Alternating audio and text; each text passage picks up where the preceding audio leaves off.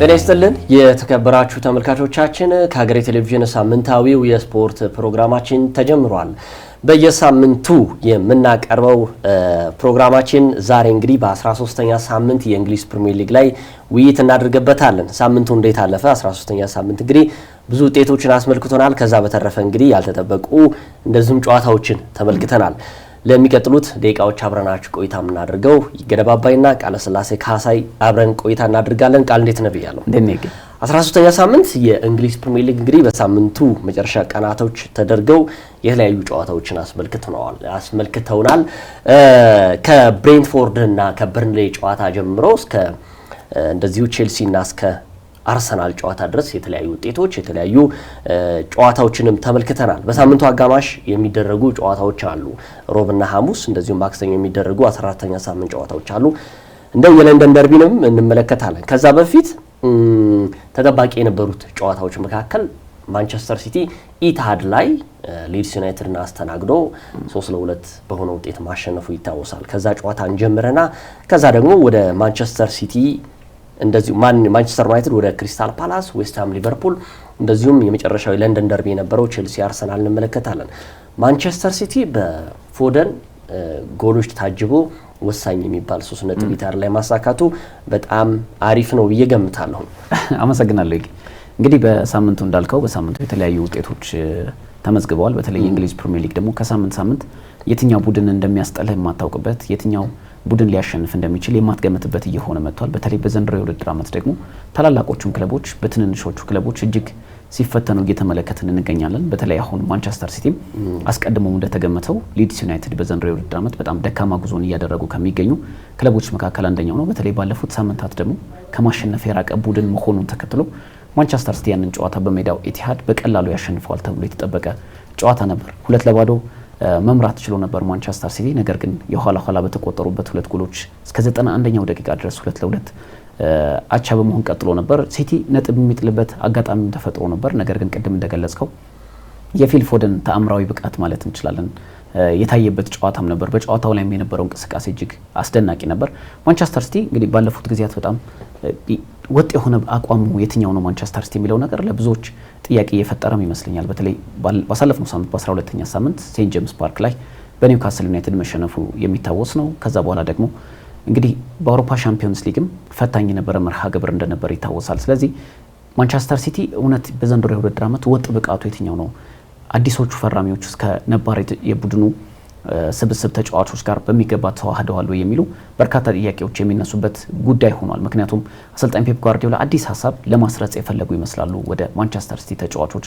ምክንያቱም ፔፕ ሊንደርስ የቀድሞ የሊቨርፑል ምክትል አሰልጣኝ ወደ ኤቲሃድ ካምፕ ከመጡ በኋላ ወደ ፔፕ ጓርዲዮላ አሰልጣኝነት ቡድን ከተቀላቀሉ በኋላ አዲስ ሀሳብ ለማስረጽ የፈለጉ ይመስላል ሁለቱም አሰልጣኞችና ያ ደግሞ ተጫዋቾቹ በምን ያህል ደረጃ እየተቀበሉት ነው የሚለው ጉዳይ እጅግ የሚጠበቅ እየሆነ መጥቷል። ግን ማንቸስተር ሲቲ ባለፉት ጊዜያትን በተለይ ሃላንድ ባላስቆጠረባቸው ጨዋታዎች ላይ ምን ያህል እየተፈተነ እንዳለ ማሳያ ነው። ከዚህ በፊትም በቶተንሃም ሆትስፐርስ ሲሸነፍ በሜዳው ኤርሊንግ ሃላንድ በወቅቱ አላስቆጠረም ነበር። እንደዚሁ ደግሞ በሴንት ጄምስ ፓርክ ሲሸነፍ እንደዚሁ የተመለከትንበት አጋጣሚ ነበር። አጠቃላይ ማንቸስተር ሲቲ እንደ ቡድን እየተዋሃደ ያለ ይመስላል።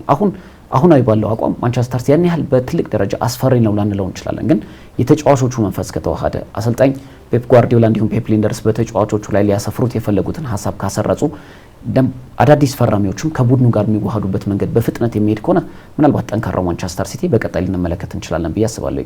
አዎ እንግዲህ ማንቸስተር ሲቲ በሳምንቱ መጨረሻ ቀን ቅዳሜ ዕለት ያደረገውን ጨዋታ ወሳኝ ጨዋታ ነበረ። ከዛ በፊት እንግዲህ ጫና ውስጥ የሚገኙት ሊድስ ዩናይትዶች አሰልጣኝ ዳንኤል ፋልኬን ያሰናብታሉ ተብሎ ተገምቶ ነበር በሳምንቱ። አሁንም ጫና ውስጥ ናቸው እኚህ አሰልጣኝ። ምናልባት የቀድሞው የሊቨርፑልና የሬንጀርስ አሰልጣኝ ሮጀርስ ወደ ሊድስ ዩናይትድ የመምጣት እድላቸው ሰፊ ነው እየተባለ ይገኛል። ከዛ በተረፈ ደግሞ በ39 ቀናት ውስጥ የተሰናበቱት የቀድሞ የቶተንሃምና ባለፈውም እንግዲህ ኖቲንጋም ፎረስትን ይዘው ውጤታማ ያላረጉት ፖስቴኮግሉ ወደ ሊድስ ዩናይትድ ይመለሳሉ የሚል ነው። እንግዲህ ሊድስ ዩናይትድም ማንቸስተር ሲቲም በዚህ ጨዋታ ላይ ሁለቱም ጫና ውስጥ ሆኖ ነው የመጡት። ለምን ቢባል ማንቸስተር ሲቲ በሻምፒዮንስ ሊጉ አጋማሽ ላይ በባየር ሌቨርኩሰን 2-0 ኢትሃድ ላይ ለዛው መሸነፉ እጅግ የሚያስደነግጥ ነበረ። ያ ምንድነው እንግዲህ እንደውም በጀርመን ክለብ ለመጀመሪያ ጊዜ የተሸነፉት ከ13 ዓመት በኋላ ነው። ያም ደግሞ አንድ አጋጣሚ አለ። ማንቸስተር ሲቲ እንግዲህ በዛን የውድድር ዘመን ላይ አሰልጣኝ ፔፕ ጋርዲዮላ የሚመሩት ባየር ሙኒክ ማንቸስተር ሲቲን 2-0 ካሸነፈ በኋላ 13 ክረምታቶች ተቆጥረው ነበር። አሁን ኢታሃር ላይ ደግሞ በጀርመን ክለብ ተሸንፈው የማያውቁት ታላቁ የስፔን አሰልጣኝ ማንቸስተር ሲቲ አሰልጣኝ ፔፕ ጋርዲዮላ ከ13 ዓመት በኋላ በጀርመን ክለብ ለመጀመሪያ ጊዜ ኢታሃር ላይ መሸነፋቸው ጫና ውስጥ ከቷቸው ነው ኢታሃር ላይ ሌላኛውን ጫና ውስጥ የሚገኘውን የዳንኤል ፋልኬን ቡድን ሊድስ ዩናይትድን ያስተናገዱት። ሁለቱም ጫና ውስጥ የነበሩ አሰልጣኝ ናቸው ማለት ይችላል። ምክንያቱም በማንቸስተር ሲቲ እንግዲህ በኒውካስትል ዩናይትድ መሸነፉ ጫና ውስጥ አስገብቶታል በፕሪሚየር ሊጉ። ከዛ በተረፈ ሊድስ ዩናይትድ እና 3 ነጥብ ከተገናኙ ሳምንታቶች ተቆጥረዋል። ያለፉትን 4 እና 5 ጨዋታዎች ሊድስ ዩናይትድ እየተሸነፈ የመጣ ነው። በደረጃውም 18ኛ ላይ የሚገኝ ቡድን እንደመሆኑ ጫናው ለሁለቱም አሰልጣኝ ይሆናል ተብሎ ነበረ። በጣም የሚገርም ጨዋታ ነበረ። ምክንያቱም ከ2-0 መመራት 2-1 ከዛ ደግሞ 3-2 የሆነ ውጤት 91 ደቂቃዎች ተጨምረው ሽርፍራፊ ሰከንዶች ነበረ ፊል ፎደን ማንቸስተር ሲቲን 3 ነጥብ ከማጣት ከዛ በተረፈ ከአርሰናል ጋር ያላቸው የነጥብ ልዩነት በጣም ይሰፋ ነበረ። ቢያንስ ትናንት አርሰናል አቻ ወጥቶ ማንቸስተር ሲቲ ደግሞ ተሸንፈው ቢሆን 8 ነጥብ ነበር የሚሆነው። አሁን ግን በ5 ነጥብ ልዩነት አሁንም ከስር እየተከተለ ይገኛል። ማንቸስተር ሲቲ በዘንድሮ የውድድር ዓመት ላይ ባለፈውም እንዳልኩት ጫና ውስጥ የሚገኝ ቡድን አይደለም። የቡድን ግንባታ ውስጥ የሚገኝ ትልቅ ክለብ ነው ማንቸስተር ሲቲ። አሰልጣኝ ፔፕ ጋርዲዮላ 1ኛ ጨዋታቸውን ከሊቨርፑል ጋር አድርገው ባሸነፉበት ሰዓት ላይ እንደተናገሩት ማንቸስተር ሲቲ የወደፊቱ ፕሮጀክቱን እየገነባን እንገኛለን። ስለዚህ አሁን ላይ ማንቸስተር ሲቲ በዘንድሮ የውድድር ዓመት ላይ ፕሪሚየር ሊግ ባያነሳ፣ ሻምፒዮንስ ሊግ ባያነሳ፣ ካራባኦ ኤፍኤ ካፕ ባያነሳ እንኳ ትልቅ ጫና ውስጥ ይኖራል ብዬ አልገምትም። ምክንያቱም የመጡት በጣም ወጣት ልጆች ናቸው። ከቀድሞው ወይም ደግሞ በዶሚኔት አድርገው ኢታር ላይ ካለፉ ተጫዋቾች ከስር የተተኩ ብዙ ተጫዋቾች አሉ። ታዳጊዎችም ከስር ከአካዳሚ የመጡ የማንቸስተር ሲቲ ተጫዋቾች አሉ። ከዛ በተረፈ እንግዲህ የመጡ አዳዲስ ተጫዋቾች ከነባሮች ጋር ማዋሃድ ራሱ ትልቅ ችግር ይኖራል ብዬ ገምታለሁ። ገና አሰልጣኝ ፔፕ ጋርዲዮላ እንግዲህ ካምናው በኋላ 1 ዓመት ነው የሆናቸው። እሱም ደግሞ ገና 6 ወር እንኳን አልሆነም ፕሪሚየር ሊጉ ከተጀመረ። ስለዚህ እየተላመደ የሚመጣ ነው። አርሰናል የሊጉን መሪነት እየመራ ባለበት ሰዓት ላይ ማንቸስተር ሲቲ እንግዲህ ከስር ይጥላል፣ ያሸንፋል፣ ይሸነፋል። ይሄ ነው ብለህ የምትገምተው ቡድን አይደለም። ምክንያቱም በክሪስታል ፓላስ ባለፈው የተፈተነበት ነበረ። ከዛ በተረፈ ደግሞ በአውሮፓ ሻምፒዮንስ ሊግ ሌቨርኩሰን ያሸንፋል ብለህ ስትጠብቀው የተሸነፈበት። ከዛ በፊት ደግሞ እንደዚሁ ምርጥ ጨዋታ ቢሆንም ያው ኒውካስትል ዩናይትድ ለትልልቅ ቡድኖች አስጊ የሆነ ክለብ ቢሆንም ግን እንደው ምርጥ ጨዋታ ነው። ነገር ግን በዛ ደረጃ ይሸነፋል ብለህ ባትገምተውም ተሸንፎ ወጥቷል። ስለዚህ አሁንም በሊድስ ዩናይትድ ተፈትኖም ቢሆን በሽርፍራፊ ሰከንዶች 3 ነጥብ ይዞ መውጣቱ አስደናቂ ነው። ማንቸስተር ሲቲ ከሊድስ ዩናይትድ ያደረጉት እንግዲህ በኢታድ የነበረው ጨዋታ ወሳኝ ነው። ዌስትሃም ከሊቨርፑል የነበሩት ጨዋታ ትናንትና የሚጠበቅ ነው። ብዙ እንድምታዎች የነበሩበት ጨዋታ ነው። ለምሳሌ ሊቨርፑል እንግዲህ ያለፉትን 8 ጨዋታዎች 3 ነጥብ ካገኘ ብርቅ ሆኖበት ነበር። እውነት ለመናገር እንግዲህ ሊቨርፑል በዘንድሮ የውድድር ዓመት ላይ እጅግ አስቸጋሪ የውድድር ዓመት እያሳለፈ የሚገኝ ነው። አሰልጣኝ አርኔ ስሎት እንደዚሁ።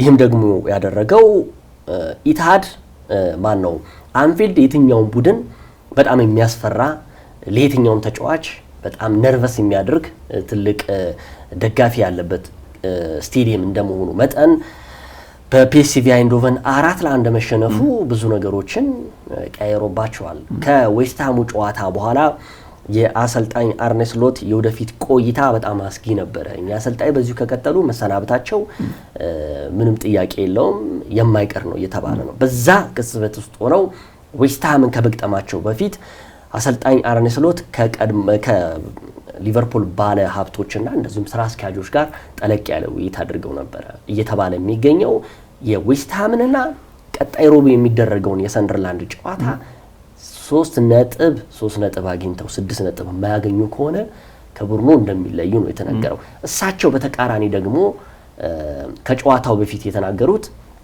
ከሊቨርፑል ስራ አስኪያጅና ባለቤቶች ጋር ውይይት እንዳደረጋችሁ ተሰምቷል። ነገር ግን ምንድን ነበር ውይይታችሁ?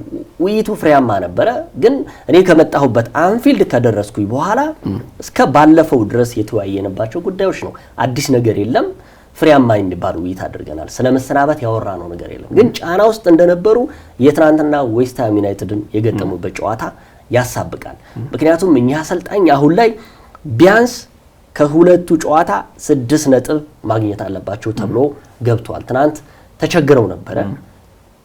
እውነትም ግን ሊቨርፑል በዘንድሮ የውድድር ዓመት ላይ ፍርክስክስ ያለ ቡድን ነው። በተከላካይ በኩል ብትመለከተው መሀል ሜዳው ላይ ባለፈውም እንዳወራ ነው ወጥ የሆነ ብቃት እያሳዩ የማይገኙ አዳዲስ ተጫዋቾቹ ያልተቀናበሩበት ነው። ግን ለሊቨርፑልም ለአሌክሳንደር አይዛክም ጥሩ የሚባል ሳምንት የታለፈበት ነው። ለመጀመሪያ ጊዜ በፕሪሚየር ሊግ 1 ጎል ማስቆጠሩ፣ ከዛ በተረፈ ከመሸነፍ ያዳናቸውን ጎል ማስቆጠሩ 3 ነጥብ ይዞ ወጥቷል። የመጨረሻዎቹ የፓኬታ ስህተትና ግንፍል ማለት በዳኛው ውሳኔ አለመቀበል ቀይ ካርድ መመልከቱም 86ኛው ደቂቃ ላይ እንግዲህ ዋጋ አስከፍሏቸው ወጥቷል ዌስትሃም። ለማንኛውም ለሊቨርፑል ግን ትልቅ እድል ነው። አሁን ትልቁ ጫና ጥያቄ መሐመድ ሳላህ የሌለበት ሊቨርፑል 3 ነጥብ አስገኝቷል። ቀጣዩስ እንዴት ነው? ይህ ተጫዋች ወደ ተቀያሪ ወንበር ላይ የመቀመጥ እድሉ ሰፊ ነው እየተባለ ይገኛል። እንግዲህ ሊቨርፑል በተለይ በዘንድሮ የውድድር ዓመት ምናልባት በተደጋጋሚ ጊዜ ማንስተናል አሰልጣኝ አርነ ስሎት በዘንድሮ የውድድር ዓመት እጅግ ሊፈተኑበት የሚችለው የውድድር ዓመት ሊሆን ይችላል ብለን በተደጋጋሚ እያነሳ ነው ነበር። ይህ የሆነበት ምክንያት ደግሞ አምና አንድም ተጫዋች ሳይፈርም በቡድን ውስጥ ፈራሚ የነበረው ፌዴሪኮ ኬሳን ብቻን በልዩነት እያነሳን የኤርገን ክሎፕ ቡድን ባለልምድ ከሆኑ ተጫዋቾች በቡድን ውስጥ የመሪነት ስሜት ያላቸውን ተጫዋቾች ይዘው ማስቀጠል ነበር ስራቸው። ያ ደግሞ የክለቡ አመራሮች በክረምቱ ብዙ ኢንቨስት እንዳያደርጉ አድርጓቸዋል። ምክንያቱም የአሰልጣኙን አቅም ብቃት ማየት ስለነበረበት ክለቡ ያን ባሳለፈው የውድድር ዓመት የሌሎች ክለቦች ጥሩ አለመሆንም ሊሆን ይችላል፣ ሊቨርፑል በተሻለ መልኩ መገኘትም ሊሆን ይችላል። እኔ በግል ሊቨርፑል በተሻለ መልኩ ስለተገኘ ነው ብዬ አምናለሁ። አምና ያንን ቡድን ሻምፒዮን እንዲሆን አድርገውታል። በተለይ የማንቸስተር ሲቲ እና አርሰናል ደግሞ በተጠበቀው ልክ ጥሩ አለመሆን ደግሞ በሚገባ ያንን ክፍተት በመጠቀም እንግዲህ ሊቨርፑል 20ኛውን የፕሪሚየር ሊግ ዋንጫ እንዲያሸንፍ አድርገውታል። በክረምቱ ግን በርካታ ሚሊዮን ፓውንዶች ከ425 እስከ 430 ሚሊዮን ፓውንድ ድረስ የሚጠጋ የዝውውር ገንዘብ ኢንቨስት ካደረገ በኋላ ክለቡ ትልቁ ስጋታችንም የነበረው እኛ አሰልጣኝ ትልልቅ ተጫዋቾችን እንዴት ማኔጅ ያደርጋሉ ወይ ደግሞ አብዛኞቹ ሊቨርፑል ቤት የከተሙት ተጫዋቾች በሌሎች ክለቦች በውድድር ዓመቱን ብቻ ሳይሆን ባለፉት ዓመታት ትልቅ ተጽዕኖ መፍጠር የቻሉ ተጫዋቾች ናቸው። እንደነ ፍሎሪያን ቨርትስ፣ አሌክሳንደር ኢዛክንም ብናነሳ ሁጎ ኢኪቲኬን በጣም ጥሩ የውድድር ዓመትን ከአይንትራክት ፍራንክፈርት ጋር ያሳለፈበት ጊዜ እንደነበር ይታወሳል። እነዚህን ተጫዋቾች እንዴት ማኔጅ አድርገው ከነባር ተጫዋቾቻቸው ጋር እንዴት ያዋሃዳሉ የሚለው ነገር ትልቁ የመነጋገሪያ ርዕስ ነበር። ሌላው ደግሞ ሊቨርፑል እነዚህን ተጫዋቾች መተካት ይችላል ወይ? እነ ትሬንት አሌክሳንደር አርኖልድን እነ ሉዊስ ዲያዝን መተካት ይችላል ወይ? ምክንያቱም እነሱ በቡድን ውስጥ የነበራቸው ሚና ከፍ ያለ ነበር። ሊቨርፑል ሻምፒዮን እንዲሆን ባለፉት ዓመታትም በወጥ አቋም የተጫወቱ ተጫዋቾች ናቸው። አሁን ለአርነ ስሎት ትክክለኛው የሚፈተኑበት ዘመን ነበር ተብሎ በብዙዎች ዘንድም የሚነሳ ጥያቄ ነበር። ሊቨርፑል በውድድር ዓመቱ ካደረጋቸው 13 ጨዋታዎች እንግዲህ 7 ያህል ጨዋታዎችን ተሸንፏል። ይህ ማለት ደግሞ አይ ቲንክ 6 ጨዋታዎችን ያህል ተሸንፏል። ይህ ማለት ደግሞ 7 ጨዋታዎችን አሸነፈ፣ 6 ጨዋታዎችን ተሸነፈ፣ 13 ጨዋታ ማለት ነው። ይህ ማለት ደግሞ ሊቨርፑል አቻ እንኳን የወጣባቸው ጨዋታዎች አልነበሩ። ወይ ያሸንፋል ወይ ይሸነፋል። በተሸነፈበት ጊዜ ግን በሊቨርፑል ደረጃ ልክ ሳይገኝ ነው የተሸነፈው። አብዛኞቹ ጨዋታዎች ተመልክታቸው ከሆነ በተለይ እያወራን ያለነው ስለ ፕሪሚየር ሊጉ ስለሆነ እንጂ በአውሮፓ ሻምፒዮንስ ሊግም በጋላታሳራይ ተሸንፏል። አትሌቲኮ ማድሪድን ሲያሸንፈው በአንፊልድ እጅግ ተፈትኗል።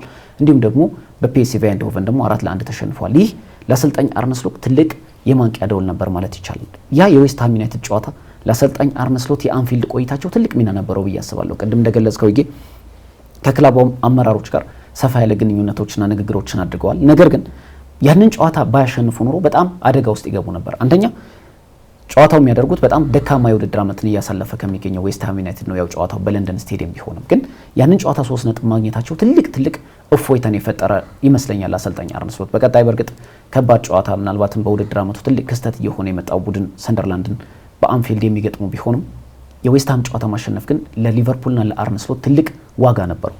በጨዋታው ላይ ጥሩ የሚባሉ ፖይንቶችን ማንሳት እንችላለን። ለምሳሌ ባለፉት ጊዜያት በጣም እየተተቹ ያሉት ተጫዋቾች አዲሶቹ ፈራሚዎች በጨዋታው የነበራቸው እንቅስቃሴ በጣም ከፍ ያለ ነበር።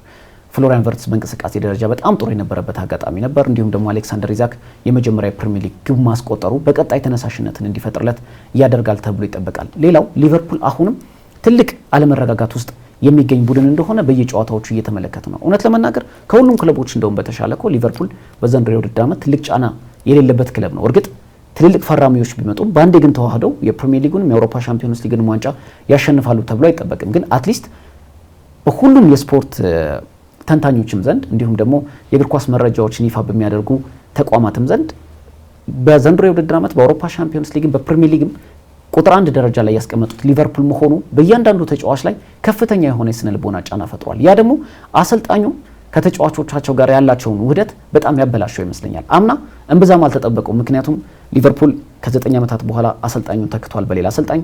እኛ አሰልጣኝ ከደች ሊግ ነው የመጡት፣ በፕሪሚየር ሊጉ ያን ያህል ልምድ የላቸውም። ስለዚህ እኛ አሰልጣኝ በፕሪሚየር ሊግ ውስጥ በአንድ ጊዜ ትልቅ ተጽዕኖ ፈጣሪ ይሆናሉ ተብሎ አልተጠበቀም ነበር። ስለዚህ ከጫና ውጭ መጫወቱ ሊቨርፑል አምና ሻምፒዮን እንዲሆን አድርጎታል። በዘንድሮ ግን በሚገባው ልክ በትልቅ ደረጃ ላይ እንዲጠበቅ መደረጉ በዝውውር መስኮቱ የነቃ ተሳትፎን ያደረጉት አርሰናልና ማንቸስተር ሲቲ እንኳን በሊቨርፑል ልክ ግምቶችን አላገኙም ነበር። ያ ደግሞ በሊቨርፑል ተጫዋቾች ዘንድ በአዲስ ፈራሚዎቹ ዘንድ ትልቅ ጫና እንዲፈጥር አድርጓል።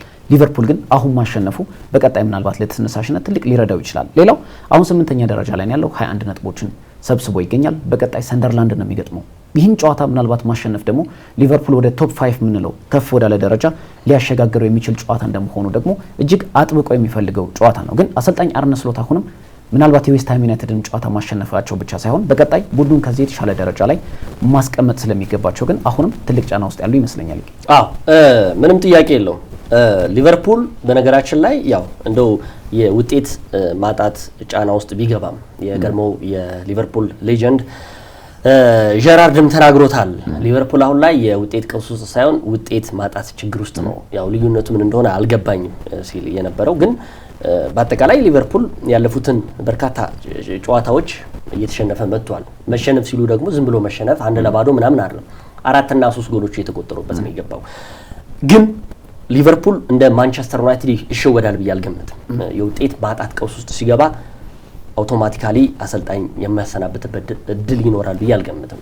አሁን ለሊቨርፑል ከአርኔ ስሎት ውጪ የትኛው አሰልጣኝ ቢመጣ ውጤታማ ያደርገዋል የሚለው ጥያቄ ነው። ሁለተኛ ትልልቅ ተጫዋቾች ወደ ቡድን ሲገቡ ፈተና እንደሚኖር ምንም ጥያቄ የለውም። በተጫዋቾች የዝውውር ገበያ ላይ ክረምት ላይ ከ430 ሚሊዮን ፓውንድ በላይ ወጪ ሲያደርጉ ጫና ውስጥ እንደሚገቡ እሙን ነው። ምክንያቱም በርካቶች ሲናገሩ የነበሩት ወደ አንፊልድ የመጡት ቢያንስ ከ4ቱ ፈራሚዎች 2ቱ በየቡድናቸው ትልቅ ተጽዕኖ የፈጠሩ ተጫዋቾች ናቸው። አሌክሳንደር አይዛክ ኒውካስትል ዩናይትድ ላይ በየሳምንቱ ጎል የሚያስቆጥር ኒውካስትል ዩናይትድን በአውሮፓ ሻምፒዮንስ ሊግ ታሪክ ወደ ውድድሩ ያስገባ ትልቅ የፊት መስመር አጥቂ ነው። ከዛ በተረፈ ፍሎሪያን ቨርትስ በሌቨርኩሰን በነበረበት ጊዜ የ30 ክረምታቶችን ታግሶ ጎል ብዙ ሻምፒዮን እንዲያደርጋቸው የነበረ ተጫዋች ነው። ስለዚህ እንደነዚህ በቡድናቸው ውስጥ ትልቅ ተጽዕኖ ፈጥሮ በጣም ሂውጅ በሆነ ገንዘብ ወደ አንፊልድ ሲመጡ እነዚህን ተጫዋቾች ደግሞ ማጣመር ደግሞ ያሰልጣኙ ትልቅ የቤት ስራ ነው። ማንቸስተር ሲቲም ባለፈው የውድድር ዓመት ላይ በፔፕ ጋርዲዮላ እየተመራ የተፈተነበት ጉዳይ ነው። ስለዚህ ሊቨርፑልም እንደዚህ አይነት ነገሩ መኖሩ አዲስ ነገር ላይሆን ይችላል። ቀድሞ ሲባልም የነበረ ግን ከአቅም በላይ ደግሞ የተሰጠው ቦታ ነበር ሊቨርፑል አሁንም በሻምፒዮንነቱ የመቀጠል እድል አንዳንዶች አምና የነበረው የኤርገን ክሎፕ ቡድን ነበር ለካ የተሰራውን ቡድን ወደ ሻምፒዮንነት አመጡ የሚሉ አሉ።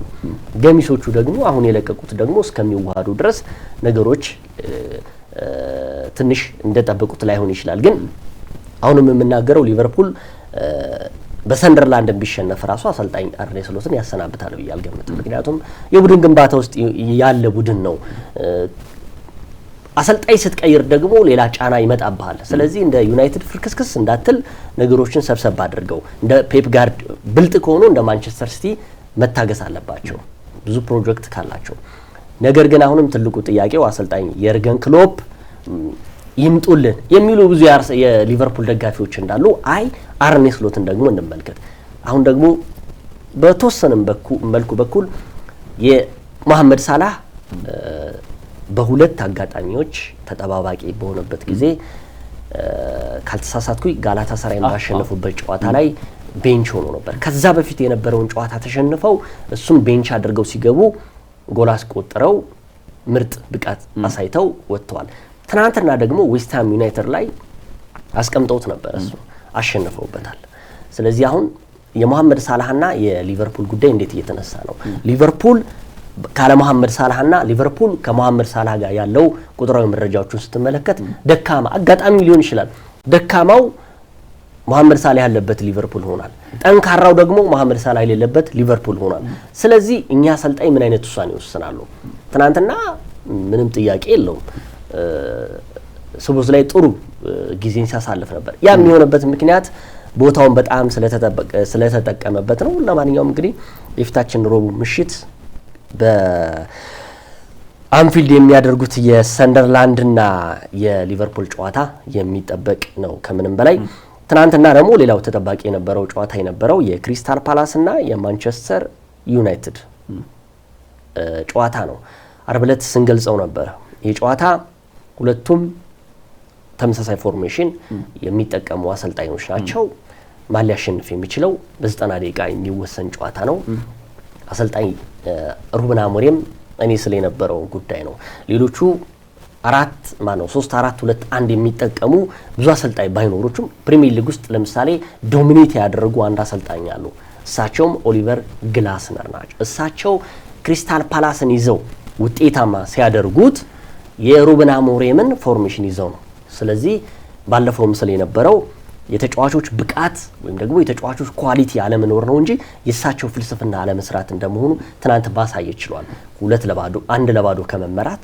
ገልብጠው 2-1 ያሸነፉበት ጣፋጭ የሚባል ድል አስመዝግበዋል ከሜዳቸው ውጪ ወሳኝ 3 ነጥብ ነው ይሄ ደግሞ በማንቸስተር ዩናይትድ በዘንድሮ የውድድር ዓመት ላይ ያልተለመደ ነው ማለት ይችላል ከመመራት ውጤትን አስጠብቆ መውጣት ወይም ደግሞ ማሸነፍ ዜርኪዚና ሜሰን ማውንት ያስቆጠሩት ጎል ለማንቸስተር ዩናይትድ እጅግ ውጤታማ ነው በየገምታለው በአጠቃላይ የሁለቱም የጨዋታ ዘይቤ አንድ አይነት ነበረ ሁለተኛ ተበልጠዋል አሰልጣኝ ግላስነር ስለዚህ ማንቸስተር ዩናይትድ ኳሊቲ የሆነ ተጫዋቾችን ካገኘ በዚህ ፎርሜሽን ውጤታማ ይሆናል በየገምታለው አርብ ዕለታም ስናነሳ ስለነበረው ነው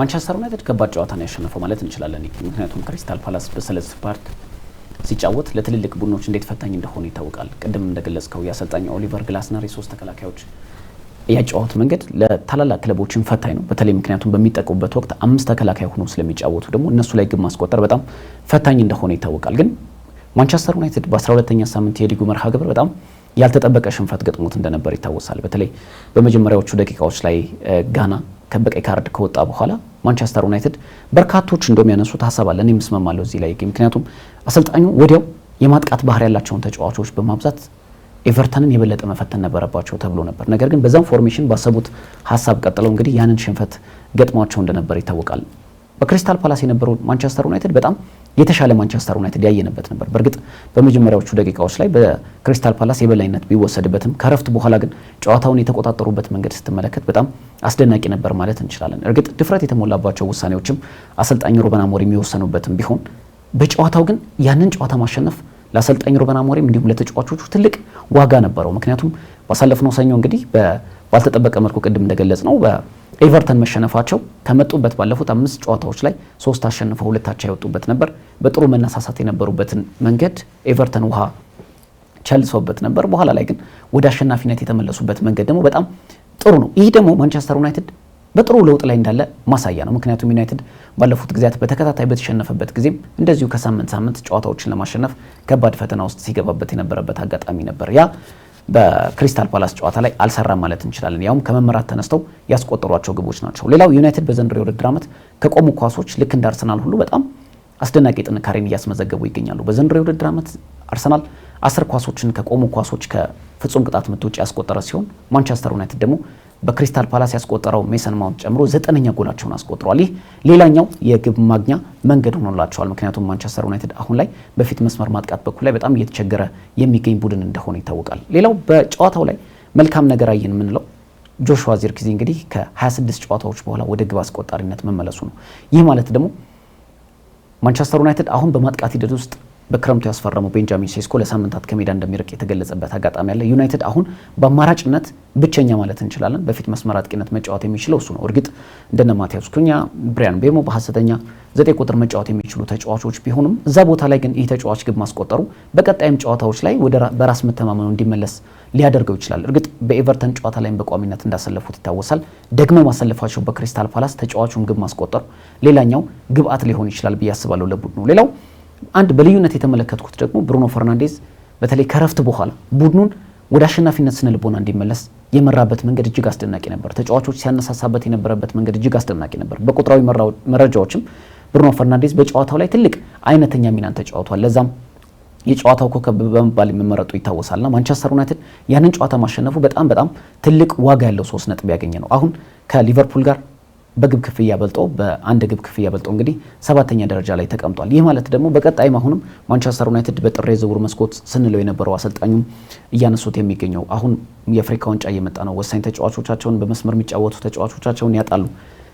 ያንን ቦታ መሸፈን ብቻ ሳይሆን የአማካይ ስፍራ ቦታም ተጫዋች የሚያስፈርሙ ከሆነ በተሻለ መንገድ አምና ካሳለፉት ደካማ የውድድር ዓመት አንጻር የተሻለ የውድድር ዓመትን ሊያሳልፉ ይችላሉ ብዬ አስባለሁ በዘንድሮ የውድድር ዓመት። ሌላው በማንቸስተር ዩናይትድ ተጫዋቾች ስነ ልቦና ረገድ አንዳንድ ለውጦችን ተመልክተናል። አሁን ማሸነፍ የሚችሉ አይነት ስሜት እንዳላቸው ተጫዋቾች ላይ እየተመለከት ነው። ይህ ደግሞ ባለፉት ጊዜያት በተለይ በሩበን አሞሪም አምናም የነበራቸው ድክመት በውድድር ዓመቱም ከ33 ዓመታት በኋላ ጥሩ ያልሆነ አጀማመርን ሲያደርጉ በዚህ ዓመት በኋላ ላይ በተለይ ከ7ኛ ሳምንት የፕሪሚየር ሊጉ መርሃ ግብር ጀምሮ የተቀየረ መንፈስ ሆኗልና ይህ ደግሞ በዩናይትድ ተጫዋቾች ዘንድ የማሸነፍ ስነ ልቦናን መላበስ በሜዳቸውን ብቻ ሳይሆን ከሜዳቸው ውጭ ሄደው ማሸነፍ እንደሚችሉ ማሳያ የሆነበት አጋጣሚ ነበርና ምናልባት የክሪስታል ፓላስ ጨዋታ ማንቸስተር ዩናይትድ በዚህ ዓመት ካሸነፋቸው ከባድ ጨዋታዎች መካከልና ከሚያስፈልጉት ወሳኝ 3 ነጥቦች መካከል አንደኛው ነበር ብዬ አስባለሁ። አዎ ያው ዩናይትድ ለየትኛው ቡድን ከባድ የሆነውን ክሪስታል ፓላስን ነው ከሜዳ ውጭ ተጉዞ ማሸነፍ የቻለው። የአሰልጣኝ ግላስነር ከጨዋታው በኋላ አንድ ያነሱት ጉዳይ ነበረ። በጣም እየተከፉ ነው የሚገኙት በባለ ሀብቶቹ ወይም ደግሞ በስራ በነገራችን ላይ በዘንድሮ የውድድር ዓመት ላይ ጥር ላይ ውላቸው ይጠናቀቃል እኛ አሰልጣኝ እና በቀጣይ ብዙ አውሮፓ ታላላቅ የሚባሉ ክለቦች ይህን የማሰልጠን እድል ለማግኘት በጣም ብዙ እየሰሩ ይገኛሉ። ነገር ግን ትልቁ ነገር እኛ አሰልጣኝ እንኳን ያላቸውን ተጫዋቾች አሰባስቦ ማጫወት ይቀርና እያጡበት የሚገኙበት አጋጣሚ ነው። ከዛ በተረፈ ማስፈረም የሚፈልጉትን ተጫዋች እያስፈረሙ አይደሉም። የኤብሪች ኢዜ ጉዳይ የሚታወስ ነው። ትልቅ ተጫዋች ነው ያጡት። ከዛ በተረፈ የማርክ ጉዬም ጉዳይ በጥር የተጫዋቾች የዝውውር ገበያ ላይ ሊያጡት ይችላሉ። እሳቸው እንደነዚህ አይነት ተጫዋቾችን አጥቼ እንኳ ቢያንስ እንደው ሬዲሜድ የሆኑ ተጫዋቾች ይቅሩና ሌሎች ተጫዋቾች ባለሀብቶች ሊያመጡልኝ አልቻሉም። ይሄ ቋጣሪ የምትለው አባባል አለ አይደል? እንደዚህ አይነት አመራሮች ነው ያሉትና የተከፉበት አጋጣሚ አለ። ትናንትና እንደውም ሙሉ በሙሉ ማለት ይቻላል የጨዋታን ብልጫ ሲወሰድባቸው በጣም ሲበሳጩ የነበሩት አንዱ ጉዳይ ነው። የነ ማቴታ ጉዳይ ይነሳል። ምርጥ አጥቂ ነው፣ ያገኘውን ሊያስቆጥር የሚችል ትልቅ አቅም ያለው ተጫዋች ነው። ከዛ በተረፈ ማንቸስተር ዩናይትድ እንግዲህ ምንም ጥያቄ የለውም የኤቨርተን ጨዋታ ነው። የኤቨርተን ጨዋታ አሰልጣኝ ሩበን አሞሪም ምን አሉ? ባለፈው ስህተትን የሰሩት በዛ አጋጣሚ የማጥቃት እንቅስቃሴ ያላቸውን ተጫዋቾች ተቀይሮ ማስገባት ይችላል። አሁን እንደውም እኔ አንዳንድ ተቾች አሉ ዛሬ ያሉትን ነገ የማይደግሙ ሰዎች እና በአሰልጣኞች እስማማለሁ። በአሰልጣኝ አርቴታ በአሰልጣኝ ሩበን አሞሪም አባባል አሁን እየተረዳው ነው። ብዙዎቻችን እኛ እግር ኳስን በቴሌቪዥን መስኮት ወይም ደግሞ ገፋ ቢል እንደዚህ ትንታኔ የሚሰጡት ገብተው ላይ ይችላል። ግን ሩበን አሞሪምም ሆኑ ሚካኤል አርቴታ ፒቹ ላይ ቁጭ ብለው የሚመለከቱትን እኛ እንመለከተው። የአሰልጣኝ ሩበን አሞሪም ባለፈው ስህተት እንደዚህ ነበር ተብሎ ደረት ተነፍቶ የሚወራበት አጋጣሚ አለ። ግን እሳቸውም ስህተት ነው እኔ ፒቹ ላይ ተቀምጬ ተጫዋቾችን ሳያቸው ቤንች ላይ ያስቀመጥኳቸው ተጫዋቾች በዛ ቅጽበት ውስጥ ጨዋታውን ይቀይራሉ የሚል እድል ከኔ በላይ ላትረዱ ትችላላችሁ። ከጨዋታው በኋላ ግን ይሁን ነገር ሲፈጠር ብሌም ለማድረግ ትቸኩላላችሁ ነው ባለፈው ሲሉ የነበሩት። እውነት ነው። አንዳንድ ጊዜ የጨዋታ ፍልስፍናቸው ለዛ የማይበቃ ተጫዋች ሊሆን ይችላል ያስቀመጡት። ቀይሮ አስገብተው ውጤት ሊያመጣ ይችላሉ ምናምን የሚሉ አባባሎች አሉ።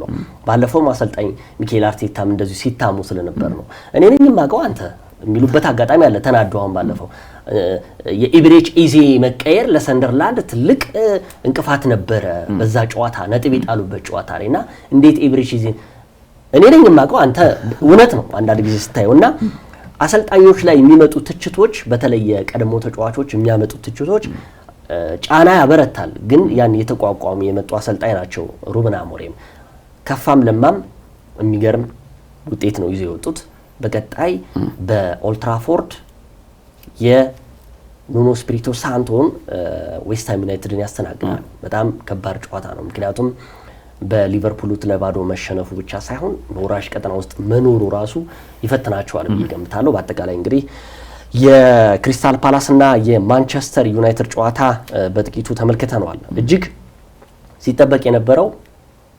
በሳምንት ውስጥ የነበረው የለንደን ደርቢን ጨዋታ እንመልከት ቼልሲ ከአርሰናል ስታንፎርድ ብሪጅ ላይ ያደረጉት ጨዋታ ለኔ አሰልቺ ዱላ የበዛበት ቢጫ ካርዶች ቀይ ካርዶች የተመለከቱ የትኛውን የጨዋታ ፍልስፍና ያየው የትኛው የጨዋታ ዘይቤ አሪፍ ነው የሚባል ነገር ያላየውበት ነው እኔ በግሌ በጣም አሰልቺ የነበረ 90 ደቂቃ ፊሽካዎች በየሰከንዱ ሲቆራረጡበት የነበሩበት ጨዋታ ነው በአጠቃላይ እንግዲህ ይህ ጨዋታ ለሁለቱም ቡድኖች ወሳኝ ነበረ ግን በኔ እውነት ለመናገር ቼልሲ 3 ነጥብ ተቀምጧል ብዬ ገምታለሁ በዳኛ በሌላ ጉዳይ አይደለም በራሱ ተቀምጧል ምክንያቱም ቼልሲ ማሸነፍ የነበረበትን ጨዋታ ነው ትናንትና አርሰናል ነጥብ ያስጣለው በአጠቃላይ ሲጠበቅ የነበረው ጨዋታ በ1-1 በሆነ ውጤት ተጠናቋል በጣም ወሳኝ ጨዋታ ነበር ማለት እንችላለን በተለይ በሳምንቱ መጨረሻ ቀናት ላይ ከተደረጉ ጨዋታዎች ውጤቶችን ተመርኩዘን ስናነሳ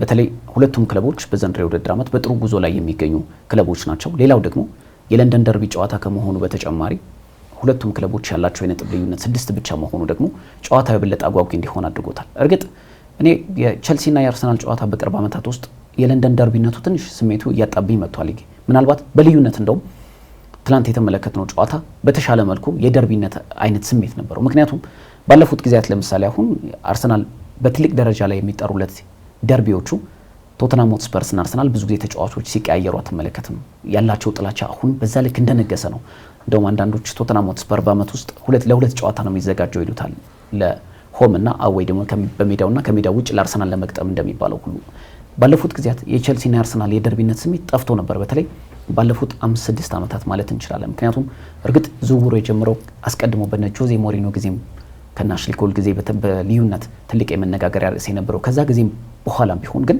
በቅርብ ጊዜያት ውስጥ የተለያዩ ተጫዋቾች እንደ ልብ እየተቀያየሩ ነው እህት ኩባንያ እስኪመስሉ ድረስ የተለያዩ ተጫዋቾችን በቀላሉ ሲቀያየሩ ትመለከታለህ ያ የደርቢነት ስሜት አጥፍቶታል የሚሉ በርካቶች ናቸው እኔንም ያስማማኛል ግን በትላንቱ ጨዋታ ላይ ያንን የደርቢ ስሜት የመለሰ አንዳንድ ሞመንቶችን ተመልክተናል ምክንያቱም አሁን ሁለቱም ያሉበት የነጥብ ልዩነት ተቀራራቢ መሆን ጨዋታው ስታንፎርድ ብሪጅ ላይ መደረጉ ደግሞ የበለጠ አጓጊ እንዲሆን አድርጎት ነበር በትናንቱ ጨዋታ ቼልሲ በጥሩ መልኩ ጨዋታውን ጀምሮታል ማለት እንችላለን በተለይ ሞይሰስ ካይሴዶ በቀይ ካርድ 37ኛው ደቂቃ ላይ በፈጸመው ጥፋት በ38ኛው ደቂቃ ላይ በቀይ ካርድ ቫር ከተመለከቱ በኋላ አንቶኒ ቴይለር አስወጥተውታል እስከዛ ድረስ በጨዋታ እንቅስቃሴ ረገድ የቼልሲ ተጫዋቾች የማሸነፍ ፍላጎት ያላቸው በሜዳቸው ያንን ነጥብ ማሳካት እንደፈለጉ በደንብ የሚታይና ግልጽ ነበር ቼልሲ ያንን ጨዋታ በጣም አጥብቆ ይፈልገዋል አንደኛው ምክንያቱ ምንድነው አርሰናል ያንን ጨዋታ የሚያሸንፍ ከሆነ በቼልሲና በአርሰናል መካከል ያለው የነጥብ ልዩነት ወደ 9 ይሰፋል ቼልሲ ደግሞ ያንን ጨዋታ የሚያሸንፍ ከሆነ ደግሞ የነጥብ ልዩነቱን ወደ 3 የሚያጠብበትና ደረጃውን ወደ ሁለተኛ ደረጃ ከፍ የሚያደርግበት ነው ስለዚህ ለቼልሲ ምን ያህል ወሳኝ እንደነበር ተመልክተናል ቼልሲ ትናንት ያላገዙት ግን ደጋፊዎቹ ናቸው ብዬ አስባለሁ የቼልሲ ስታንፎርድ ብሪጅ ደጋፊዎች እኔ ከቶፕ 5 ምንላቸው ወይ ቶፕ 6 ከምንላቸው ክለቦች በጣም የቀዘቀዘው ስቴዲየም መስሎ የሚሰማኝ ስታንፎርድ ብሪጅ ነው አብዛኛው ጊዜ ኤምሬትስ ስትመለከተው በጣም የሚያነቃንቅ ስሜት ያለው ነው አንፊልድን ብትመለከተው እንደዛ ነው ኦልትራፎርድ ብትመለከተው በጣም ስሜቱ አስደናቂ ነው ኤቲሃድ በጣም ተሻሽሏል አሁን በተለይ ፔፕ ጓርዲዮላ በተደጋጋሚ በሚያደርጉት ጫና ስታንፎርድ ብሪጅ ግን ያን ያህል በዛ ልክ ተጫዋቾቹን ደግፈዋቸዋል ብያለሁ ምክንያቱም አሁን ላይ በፕሪሚየር ሊጉ የደጋፊዎች ድባብና የደጋፊዎች ጫና ልክ እንደ 12ኛ ተጫዋች ምን ያህል ድጋፍ እንደሚያደርጉልህ በእነ ሴንት ጄምስ ፓርክ ያሉት የኒውካስል ዩናይትድ ደጋፊዎች በኤምሬትስ ጨዋታ ሲደረግ ለኔ የአርሰናል ደጋፊዎች አንፊልድ ላይ የሊቨርፑል ደጋፊዎች እየተመለከት ነው ግን ያንን ድጋፍ በቼልሲ ደጋፊዎች ዘንድ ተመልክቻለሁ ብያለሁ ግን በጨዋታ እንቅስቃሴ ረገድ የቼልሲ ወጣት ተጫዋቾች የመጀመሪያው እቅዳቸው የነበረው የአርሰናል ተጫዋቾችን ያጫወት መንገድ ማበላሸት እንደነበር ግን ተመልክተናል ለምሳሌ ያንን ገፍቶ ከመጣ በኋላ ይመስለኛል ሞይሰስ ካይሴዶ ያልተገባ ጥፋት ምናልባት ሞይሰስ ካይሴዶ አሁን ዓለማችን ውስጥ ከሚገኙ ቁጥር 1 ከምንላቸው የአማካይ ስፍራ ተጫዋቾች መካከል አንደኛው ነው። በሱ ደረጃ ልክ የሚገኝ ተጫዋች ይሰራዋል ብለን የማናስበው አይነት ጥፋት ነው የሰራው። ምክንያቱም ኳሱ ከተሻገረ በኋላ ነው እግሩን ሚኬል ሜሪኖ ላይ ያሳረፈው። ግን በዛን ወቅት ላይ አንድ የአሰልጣኝ ኤንዞ ማሬስካ ብስለት ግን ተመልክተናል ማለት እንችላለን። ብዙ ጊዜ ከዚህ በፊትም ፕሮግራም ሰርተንበት ነበር። አሰልጣኝ ኤንዞ ማሬስካ የተጫዋቾች ውሳኔ ላይ ተጫዋቾች ቅያሬ ላይ በፍጥነት ነገሮችን ይቀያየራሉ። ያ ደግሞ አንዳንዴ ቡድኑን ይጠቅማል፣ አንዳንዴ ይጎዳል። ግን በአብዛኛው ሲጎዳ ተመልክተናል ስንል ነበር። ግን ሞይሰስ ካይሴዶ የሚያክል ትልቅ ተጫዋች ወጥቶባቸው እስከ ረፍት የጠበቁበት አጋጣሚ እርግጥ ደቂቃዎቹ በጣም ትንሽ ሊሆኑ ይችላሉ። ግን ያንን በኦልትራፎርድ ላይ ተመልክተነው ነበር። በ21 ደቂቃዎች ውስጥ 3 ያህል ተጫዋቾችን የቀየሩበት አጋጣሚ ግብ ጠባቂው ሮበርት ሳንቼዝ ከወጣ በኋላ የፈጸሙትን ተመልክተናልና ሞይሰስ ካይሴዶ የሚያክል ትልቅ ተጫዋች ወጥቶባቸው ያንን ጨዋታ ውጤት አስጠብቀው መውጣታቸው ለኔ በጣም ለቼልሲ በጣም ትልቅ ድል ነበር ብዬ አስባለሁ። ምክንያቱም ቼልሲ አሁንም በዋንጫ ፍክክር ውስጥ እንዳለ አንዱ ማሳያ ነው። እርግጥ ያላቸው የነጥብ ልዩነት 6 ነጥብ ነው። ቼልሲ በዘንድሮው የውድድር ዓመት አንዳንድ ጨዋታዎች ላይ በተጠበቀው ልክ አልተገኘም ተብሎ ይወቀሳል። ግን ትላንት ያሳየው መልእክት የሚያስተላልፉበት ሪስ ጄምስም እንዳለው ለምን እየተፋለምን እንደሆነ መልእክት ያስተላለፍንበት አጋጣሚ ነበር ብሏልና ምናልባት ከእንግዳ ቡድን አርሰናል በኋላ እናነሳለን። ግን ቼልሲ ያንን ነጥብ አስጠብቆ መውጣቱ በ10 ጨዋታ ለ60 ደቂቃዎች ያህል ተፋልሞ ያንን ነጥብ ይዞ መውጣቱ ግን ለቼልሲ በጣም ጥሩ ውጤት ነበር ብዬ መደምደም እንችላለን። አይ ብዙ ነገር ነው የሚያስብለው የጨዋታ እውነት ለመናገር ያው ቅድም ስትለው የነበረው ይሄ እኔ ማልስማማበት ቼልሲ ኳስ ለማበላሸት አይደለም የገባው። ምክንያቱም ቼልሲ ከአርሰናል የተሻለ ተጫውቷል ብዬ ነው የምገምተው። ምንም ጥያቄ የለውም። ዓለም ያየው ሀቅ ነው። ሲገቡ ይቅርታ ኳስ ለማበላሸት ሳይሆን ቱ ማች አግሬሲቭ መሆናቸው የአርሰናልን የጨዋታ መንገድ ለማበላሸት ታርጌት ማድረጋቸው አርሰናል ተረጋግቶ እንዳይጫወት አድርጎታል። ግን ለማበላሸት ሚንስ አሁን ለምሳሌ ከአርሰናል በላይ እኔ እንደውም ሞይሰስ ካይሴዶ ከመውጣቱ በፊት ጫና ሲያደርግ የነበረው ቼልሲ ነበረ። ብዙ ጎሎችን የግብ ዕድሎችን ሲፈጥር የነበረው የነ ኢስቲቫዊ የተጠበቀውን ያህል ባያደርጉበትም ነገር ግን አርሰናል በለንደን ደርቢ ላይ አንዱ ሊፈተንበት የነበረው ጨዋታ ይሄ ነበረ። ቼልሲ በዘንድሮ የውድድር ዓመት የአሰልጣኝ ኤንዞ ማሬስካ እርግጠኛ አለመሆን ነው እንጂ ትናንትና የትኛውንም ቡድን ማሸነፍ እንደሚችሉ አሳይተዋል። ምንም ጥያቄ የለውም። ቼልሲ ባርሰሎናን ስታንፎርድ ብሪጅ ላይ በበቃኝ ያሸነፈ ቡድን ነው።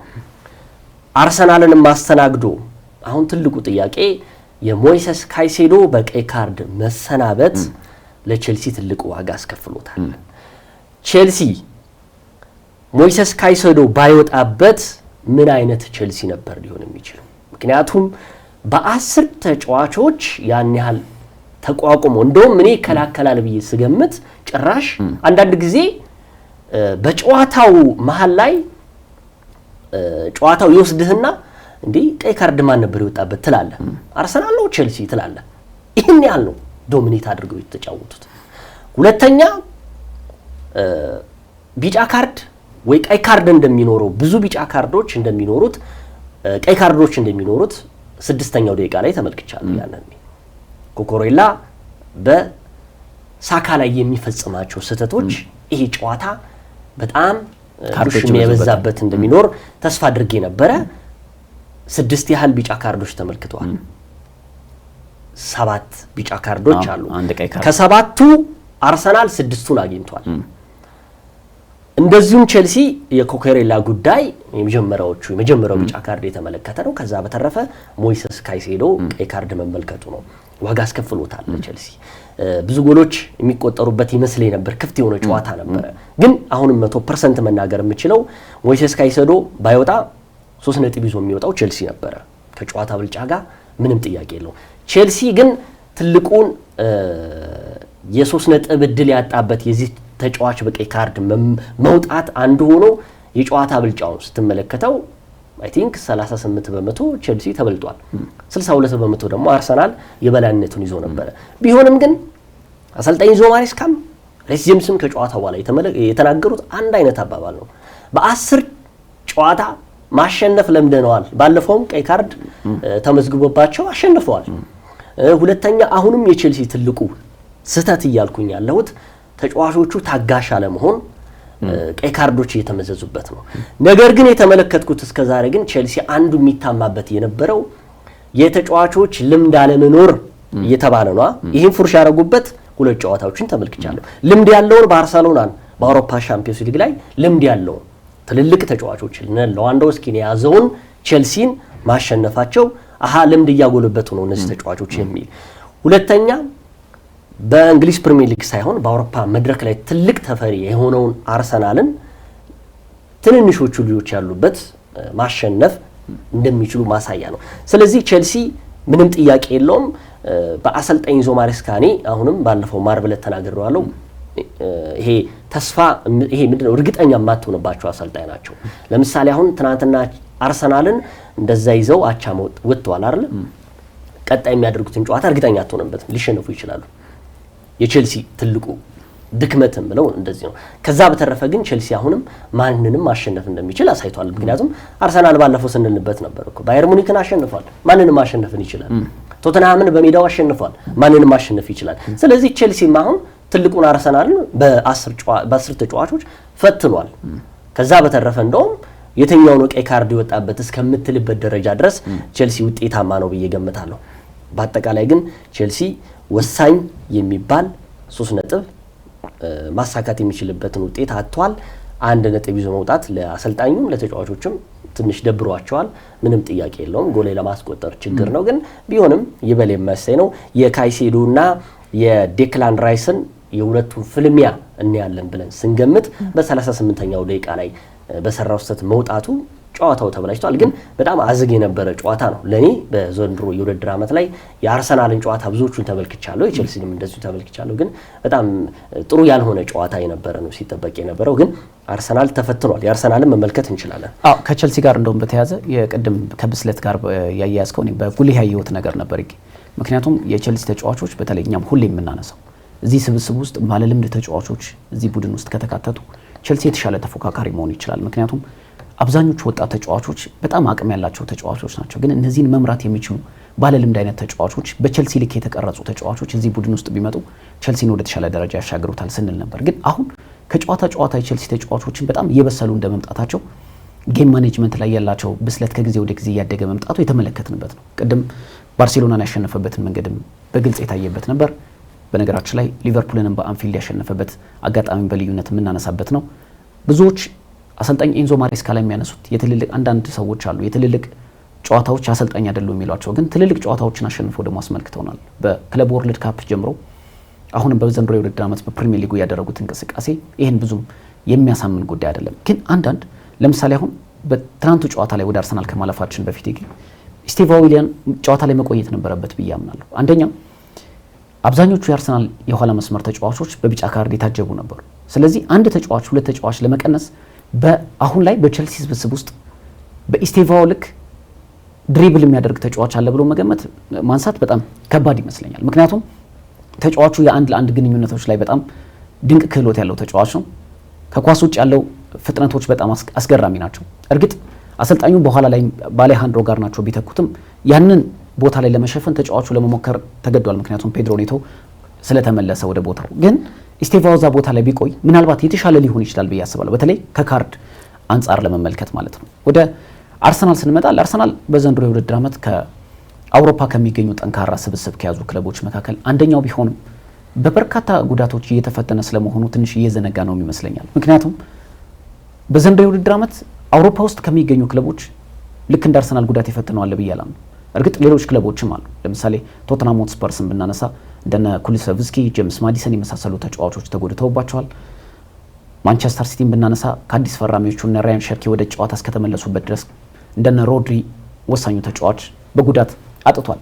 አርሰናል ቤት ውስጥ በጣም በርካታ ተጫዋቾች ጉዳት ያለው ስብስብ ሸፍኖለታል ብዬ አስባለሁ። ምክንያቱም በርካታ ተጫዋቾች ቡድን ውስጥ ስለያዙ የተጫዋቾች ጉዳት በልዩነት እየተነሳለት ነው የሚል እምነት የለኝ። ግን ወደ ፕሪሚየር ሊጉ ጨዋታ ስንመጣ ዊሊያም ሳሊባ በበርካቶች ዘንድ ተጠብቆ ነበር ይሰለፋል ተብሎ። እንደውም እኔ በጣም እያስገረመኝ ያለው የአርሰናል አንድ መንገድ ልክ እንደ ሌሎች ክለቦች አርሰናል በዘንድሮ የውድድር ዓመት ምናልባት ታክቲክ ሊሆን ይችላል ብዬ ገምታለሁ። ግን ስለ የትኛውም ተጫዋች ጉዳትም ይሁን ከጉዳት የተመለሰ ተጫዋች ኢንፎርሜሽን በክለቡ ዘንድ እየወጣ አይደለም። ሚኬል አርቴታም በፕሬስ ኮንፈረንሳቸው ወቅትም ይህንን በግልጽ ሲያሳውቁ አንመለከትም። በርካታ ተጫዋቾች ጉዳት ላይ ያሉ፣ ሲጫወቱ የነበሩ ተጫዋቾች በጉዳት ላይገኙ ይችላሉ። ግን ይህንን ብዙ ጊዜ ስንሰማው አልተመለከትንም። ያንንም በዊሊያም ሳሊባ ተመልክተናል ብዬ አስባለሁ። ምክንያቱም አብዛኛው ሰው ጨዋታው ሊጀምር ጥቂት ደቂቃዎች ሲቀር ነው በርካታ መረጃዎችን ማግኘት የቻለው። ግን በፕሪሚየር ሊጉ ለመጀመሪያ ጊዜ ፒየሮ ሂንካፔና ክሪስቲያን ሞስኬራን አጣምረዋል። ምናልባት ለመጀመሪያ ጊዜ ነው በፕሪሚየር ሊጉ የተጣመሩት። ያ ለቼልሲ ተጫዋቾች የልብ ሰጥቷቸዋል ብዬ ግን አምናለሁ። ለምሳሌ እርግጥ እነ ዊሊያም ሳሊባ፣ ጋብሪኤል ማጋሌሽ ያላቸው የመሪነት ስሜት በግልጽ የሚታወቅ ቢሆንም ይገኝ እነዚህ ተጫዋቾች ግን የፕሪሚየር ሊግ ልምድ ያላቸው ተጫዋቾች አይደሉም። ያ ደግሞ ለቼልሲ ተጫዋቾች በተለይ ባለፉት ሳምንታት ደግሞ በጥሩ አቋም ለመጡ ተጫዋቾች የበለጠ የልብ የሚሰጥ አይነት መንገድ ነበረው ብዬ አስባለሁ። ሌላው ምናልባት ቅድም እንዳልከው አሰልጣኞች ተቀምጠን እዚህ ሀሳብ ልንሰጥ እንችላለን ምናምን፣ ምክንያቱም እነሱም ሰዎች ስለሆኑ የየራሳቸው አይነት ምልከታ ሊኖራቸው ይችላል። እኛም በምንመለከተው ይሄ ቢሆን ብለን በምናስበው ልክ ግን አሰልጣኝ ሚኬል አርቴታ ሪካርዶ ካላፊዮሪን ልክ እንደ ቀደም ኢስቴቫኦ ሜዳ ላይ መቆየት አለበት እንዳልኩት ሪካርዶ ካላፊዮሪን መቀየራቸው ለኔ እንደ ስህተት እመለከተዋለሁ። ምክንያቱም የሪካርዶ ካላፊዮሪ ቅያሬ ያበቃው በ10 ደቂቃዎች ልዩነት ከሽፏል። ምክንያቱም ቢጫ ካርድ ስለነበረው ነበር ማይልስ ሉዊስ ስኬሊን ያስገቡት። ተጫዋቹን በገባ በደቂቃዎች ውስጥ ቢጫ ካርድ ተቀብሏል። ስለዚህ ያ ጨዋታ ፉርሽ ሆኗል። ለኔ ያ የሳቸው ያሰቡት መንገድ ምክንያቱም ድጋሚ ቢጫ ካርድ እንዳይመለከት ነበር። ግን የቼልሲ ተጫዋቾች በ10 ተጫዋቾች እየተጫወቱ ስለሆነ በዛ ልክ ተጽዕኖ ሊፈጥሩ ይችላሉ የሚል ግምት አልነበረኝም። ምክንያቱም ካርድ ያን ያህል ቀይ ካርድ ሊያሰጥ ፋውል ይሰራል ብዬ አልጠበቅኩም ነበር። ሪካርዶ ካላፊዮሪ ቡድን ውስጥ ቢቆይ ባለፉት ጊዜያትም እንደተመለከትነው በማጥቃት ሂደቱ ረገድ የአርሰናልን የአማካይ ስፍራ ተጫዋቾች በማገዝ ረገድ ትልቅ ሚና እየተወጣ ስለሚገኝ እዛ ቦታ ላይ ምናልባት ሚኬል አርቴታ ለምን እንደዚህ አይነት ውሳኔ እንደወሰኑ ግራ ተጋብቻለሁ። በእርግጥ በርካቶች የቀድሞ ኳስ ተጫዋቾችም አንስተውታል። ሪካርዶ ካላፊዮሪ ሜዳ ላይ ቢቆይ ያን ያህል ጥፋት ይሰራል ብሎ ማሰብ ተገቢ አልነበረም ብለው ያስባሉ። ግን በርካታ ተጫዋቾች በቢጫ ካርድ ሰለባ ስለሆኑ ያንንም ቦታ ቢያጡት ለአርሰናልም ትልቅ ሪስክ ከመውሰድም አንጻር ይመስለኛል። ግን እንደ አርሰናል ያንን ጨዋታ የትናንቱ ጨዋታ ማሸነፍ ነበረበት።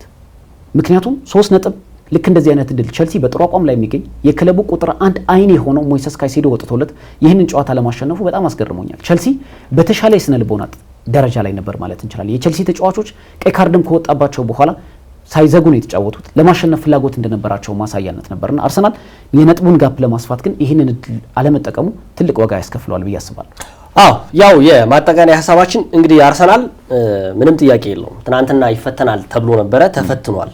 ምንም ጥያቄ የለውም። ያው ጉዳት ምንም እንደ ሌሎቹ ክለቦች ጉዳት ያስተናገደ ቡድን ነው። ግን ሚኬል አርቴታም ባለፉት አመታቶች ነበሩ እንደዚህ የሚባሉ አርሰናል ነጥብ የሚጥለው አርሰናል ሻምፒዮን ያልሆነው ጉዳቶች ስላሉበት ነው። ብዙ ይሄ ቶሌሬት የሚደረግ ነገር አይደለም። በነገራችን ላይ አርሰናል እንደማንኛውም ክለብ ጉዳት ያስተናግዳል። ወሳኝ ተጫዋቾቹ ሊጎዱበት ይችላሉ። ሌሎችም ክለቦች እኮ ወሳኝ ተጫዋቾቻቸው ይጎዱባቸዋል እኮ ምንም ጥያቄ የለውም። እኔ አሁን ዘንድሮ አርሰናል ዋንጫ ባይበላ ወይም ደግሞ ትናንት ተሸንፎ ቢሆን አርሰናል እኮ ብዙ ተጫዋቾቹ ስለተጎዱበት ነው። ይሄ ምክንያት ነው። አሰልጣኙም የማይስማሙበት ነው። እንደውም ሚኬል አርቴታ አንድ ጉዳይ ያነሱት ከጨዋታው በኋላ የልምምድ ጊዜ ማጠሩ ትንሽ ጎርቶናል አለ። ይሄ ውሃ ሊያነሳ ይችላል። ከዛ በተረፈ ግን የነ ኋላ መስመሩ ምን ያህል በአርሰናል በኋላ መስመሩ ዲፔንድ እንደሆነ ቁልጭ አድርጎ ያሳየን ትናንትና ነው። የኋላ መስመሩ ማለት 4ቱ ተከላካይ በተለይ 2ቱ የአርሰናል የልብ ምቶች ዊሊያም ሳሊባና እንደዚሁም ጋብሪኤል ማጋሌስ አለመኖራቸው አርሰናልን ውጥንቅጡን ያወጣበት። ይሄ ምንም የሚደበቅ ነገር አይደለም። ይሄ ደግሞ ምን ያመጣው ነገር መሰል በጣም ፖዚቲቭ ነገር ነው። 3-4 አመታቶች አብሮ መጫወታቸው በጣም ትልቅ መስተጋብር ፈጥሮላቸዋል ሁለት። ስለዚህ እነዚህ 2 ባለ ልምድ ተጫዋቾች በፕሪሚየር ሊጉ በአውሮፓ ሻምፒዮንስ ሊግ ጥምረታቸው ነው። ቢያንስ እንደው አንድ ሰዓት ሲቀረው ነው የተጫዋች ጉዳት አስተናግዷል የተባለው። ሁሉም ሰው ዊሊያም ሳሊባ ወይ ከሞስኬራ ወይም ደግሞ ከሂንካፔ ጋር ሊጣመር ይችላል የሚል ሐሳብ መጨረሻ ላይ ጉዳት ነው ተባለ። ይሄም ምንም ልታደርጓቸው እኔ በሁለቱ አልፈርድም፣ በሞስኬራ በሂንካፔም አልፈርድም። አንደኛ የመጀመሪያ ጥምረታቸው ነው በሊጉ፣ ሁለተኛ ነገር ደግሞ አዲስ ናቸው ለሊጉ። ቼልሲ የሚያክል ደግሞ ትልቅ ምንም ጥያቄ ማለት ነው።